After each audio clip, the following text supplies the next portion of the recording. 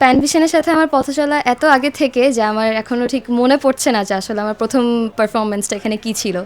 তবে যতটুকু মনে পড়ে একটা হামদ ছিল এবং একটা ব্লু কালার স্কার্ফ পরেছিলাম, এতটুকুই মনে পড়ে।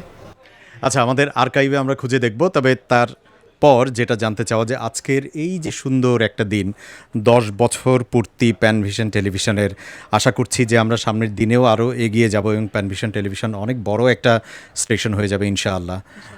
সেই জায়গা থেকে তোমার এই মুহূর্তের অনুভূতিটা কেমন, বা তোমার কেমন লাগছে? আপনি যেটা বললেন যে আমি অনেক ছোটোবেলা থেকে এখানে আছি এবং এখানে কাজ করেছি, এবং আমার মতো অনেককে নিয়েই প্যানভিশন কাজ করেছে এবং এবং অনেকেই শাইন করেছে অনেক বেশি।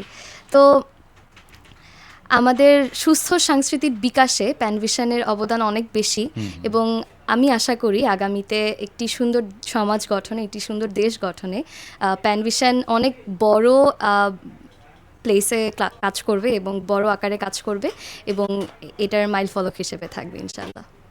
আর প্যানভিশনের 10 বছর পূর্তিতে তাদেরকে শুভকামনা।